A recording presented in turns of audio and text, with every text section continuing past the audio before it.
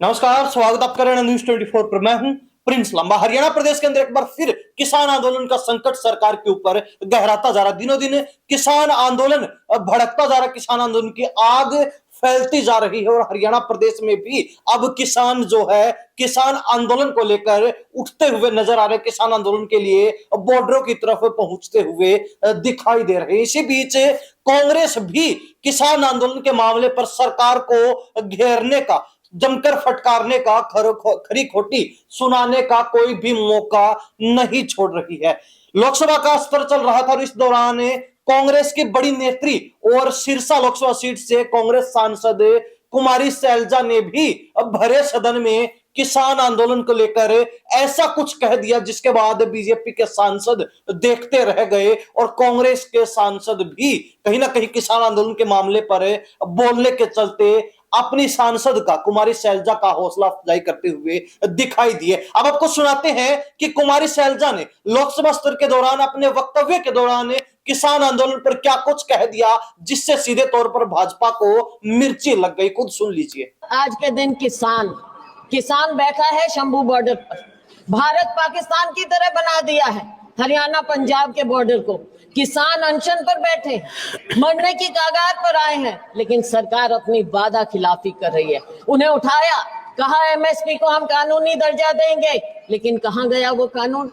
क्या संविधान में आप ये नहीं कहता? संविधान, सरकार को संविधान के प्रति अगर कोई रिस्पेक्ट है तो वो कहें कि हमने ये बात कही और उसको हम पूरा करेंगे, लेकिन ये पूरा करने की कोई बात कहीं नजर नहीं आ रही। तो सुना आपने कुमारी सैलजा को, जिन्होंने स्पष्ट तौर पर अपने वक्तव्य के माध्यम से लोकसभा स्तर के दौरान लोकसभा सदन के अंदर ही भरे सदन में ये कह दिया कि सरकार ने हरियाणा प्रदेश के अंदर हरियाणा और पंजाब बॉर्डर को भारत पाकिस्तान का बॉर्डर बना डाला है। यानी कि ऐसा माहौल क्रिएट कर दिया है कि एक तरफ भारत के लोग हों और दूसरी तरफ पाकिस्तान के लोग हों। यानी कि यहां पर जो है किसानों पर जिस तरीके से लाठीचार्ज हो रहा है, जिस तरीके से आंसू गैस के गोले फेंके जा रहे हैं, जिस तरीके से वाटर कैनन का इस्तेमाल किया जा रहा है किसानों को रोकने के लिए, आगे बढ़ने से डांटने के लिए, एक जगह पर जमाए रखने के लिए, या फिर यूं कहें कि जो किसान आंदोलन के दो माध्यम से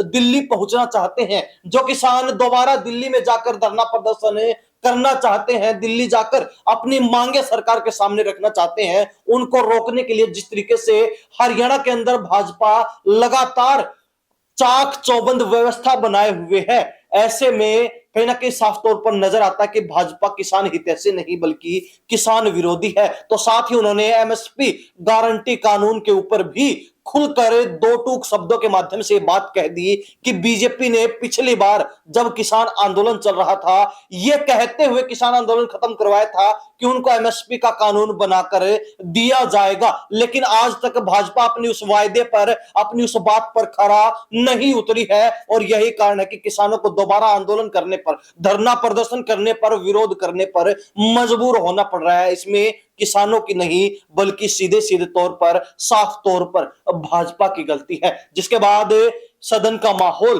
सबके सामने रहा। सदन के अंदर जो कार्रवाई चल रही थी, जो भाजपा के सांसद वहां बैठे कुमारी सैलजा की बातें सुन रहे थे, उनके उतरे हुए चेहरे देखने लायक थे। खैर, आपको बता दें कि हरियाणा प्रदेश में पंजाब और हरियाणा के बॉर्डरों पर पिछले 9 महीने से लगातार किसान आंदोलन चल रहा है, जारी है और फिलहाल किसान नेता जगजीत सिंह डल्लेवाल भी आमरण अनशन पर 20 दिन हो चुके हैं, बैठे हुए हैं। तबीयत बिगड़ती जा रही है और किसानों का जो ऐलान था कि 14 दिसंबर को वो दिल्ली कूच करेंगे, पैदल 101 किसान दिल्ली कूच करेंगे, लेकिन प्रशासन ने उनको आगे बढ़ने से रोक दिया। लेकिन अब किसानों का फिर ऐलान है कि 16 दिसंबर को दोबारा से दिल्ली कूच करेंगे और कहीं ना कहीं किसानों की तरफ से यह भी ऐलान कर दिया गया है कि ट्रैक्टर मार्च भी होगा और 18 दिसंबर को रेल भी रोकी जाएंगी। तो ऐसे में यह कहना गलत नहीं होगा कि किसान आंदोलन एक बार फिर धीरे धीरे चरम पर पहुंचता जा रहा है। किसानों का गुस्सा 7वें आसमान पर पहुंचता जा रहा है और इस गुस्से के सामने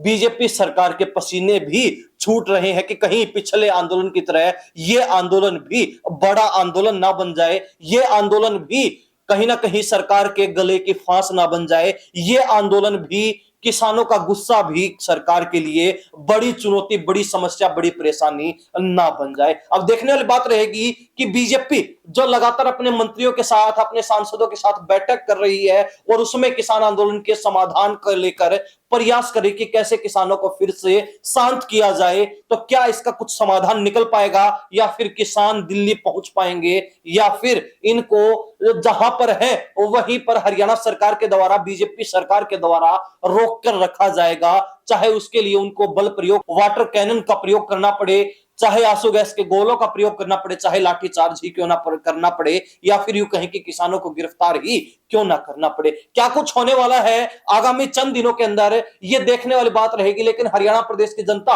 और जो किसान इस वीडियो को देख रहे हैं, उनकी इस बारे में क्या राय है, क्या प्रतिक्रिया है? कांग्रेस खुलकर किसानों का समर्थन कर रही है, लेकिन भाजपा के कानों पर अब तक जूं नहीं रेंगी है। तो क्या किसानों की बात बीजेपी सुनने वाली है? क्या किसानों की जो मांग है उसका कुछ समाधान होगा? अपनी प्रतिक्रिया कमेंट के माध्यम से जरूर लिख दीजिए। इन सब बातों के साथ मैं प्रिंस लांबा, हरियाणा न्यूज 24। नमस्कार, जय हिंद।